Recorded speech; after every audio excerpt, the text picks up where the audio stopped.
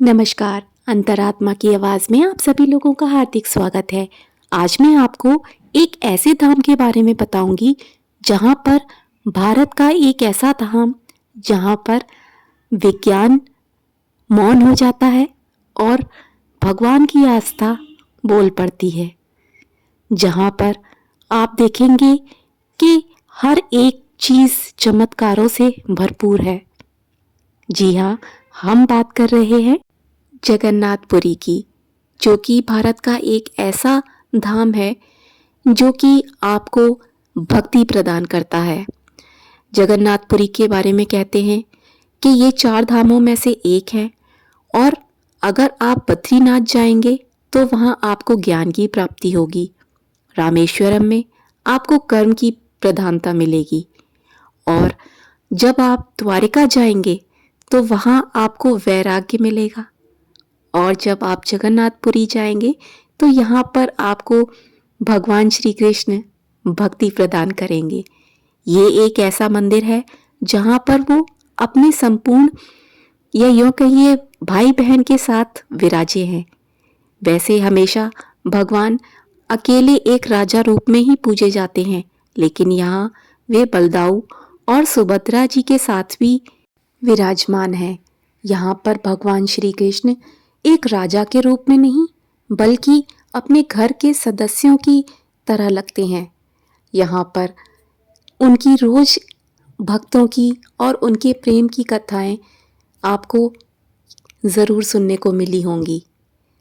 बंगाल घाटी के तट पर उड़ीसा और वहाँ पुरी, जो कि एक 4 धामों में से विशेष धाम है। तो चलिए आज मैं आपको ये कथा सुनाती हूँ कि यहाँ पर सारी जो भगवान की मूर्तियाँ हैं वो अधूरी कैसे रह गईं। ये मूर्तियाँ कभी भी पूर्ण नहीं मंदिर में होती और यहाँ की रथ यात्रा बहुत ही मशहूर है। एक बार भगवान श्री कृष्ण ने विश्वकर्मा जी से कहा कि आप इस मंदिर का निर्माण, मूर्तियों का निर्माण कर रात में करिएगा। तो भगवान विश्वकर्मा जी ने कहा कि ठीक है, मैं मंदिर का मूर्तियों का निर्माण रात में करूँगा, लेकिन शर्त ये है कि उस वक्त जब मैं ये निर्माण कर रहा हूँ तो कोई मुझे देखे ना। लेकिन इतने में ही उनकी माता दरवाज़ा खोल के आ गई और जैसे ही वो आई उनकी वजह से वो मूर्तियाँ विश्वकर्मा जी बना नहीं पाए और कहते हैं तभी से ये मूर्तियाँ अधूरी ही है और यहाँ अधूरी ही मूर्तियों की पूजा होती है। लोग कहते हैं कि अधूरी मूर्तियाँ खंडित होती हैं, लेकिन भगवान ने अपने इस धाम में ये बताया है कि आपकी पूर्णता आपकी भक्ति में है, ना कि किसी मूर्ति में। मूर्ति सिर्फ भगवान का प्रतिबिंब दिखाती हैं, ना कि आपकी भावनाएं। आपकी भावनाएं अगर पूर्ण हैं तो भगवान कभी अपूर्ण नहीं हो सकते। कहते हैं यहाँ पर मूर्ति 12 से 19 वर्ष में हमेशा बदली जाती हैं, लेकिन शर्त ये होती है कि पुजारी की आंखों पर पट्टी होनी चाहिए, क्योंकि वो अगर उस ब्रह्म तत्व को देख लेगा तो वो शायद जीवित न रह सके, क्योंकि ब्रह्म तत्व को देखना किसी के लिए भी संभव नहीं है। ऐसी बहुत सी मान्यताएं हैं जिनसे ये मंदिर एक विशेष रहस्यमयी मंदिर बनता है। जैसे इसका ध्वज हमेशा हवा के विपरीत दिशा में उड़ता है।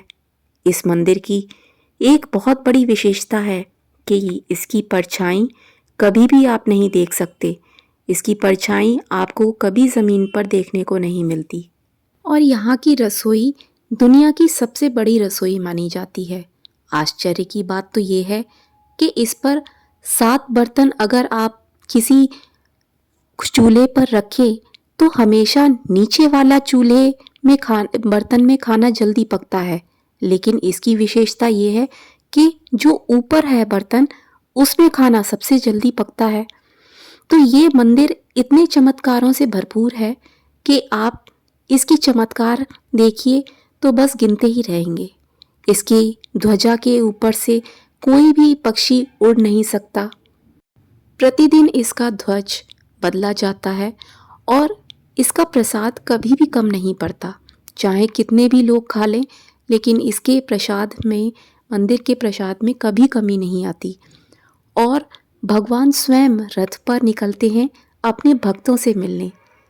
ऐसा माना जाता है कि भगवान यहाँ स्वयं भक्तों से मिलने आते हैं, क्योंकि हम जब भी मंदिर जाते हैं तो हम भगवान से मिलने जाते हैं, लेकिन यहाँ तो भगवान स्वयं भक्त से मिलने जाते हैं। यहाँ हर दिन चमत्कार देखने को मिलते हैं। विज्ञान कहता है कि ये चमत्कार नहीं, सिर्फ एक इत्तेफाक है, लेकिन जो भक्तजन हैं उनकी भक्ति कहती है कि ये भक्ति है, क्योंकि भगवान हमेशा अपने भक्तों के लिए चमत्कार करते हैं।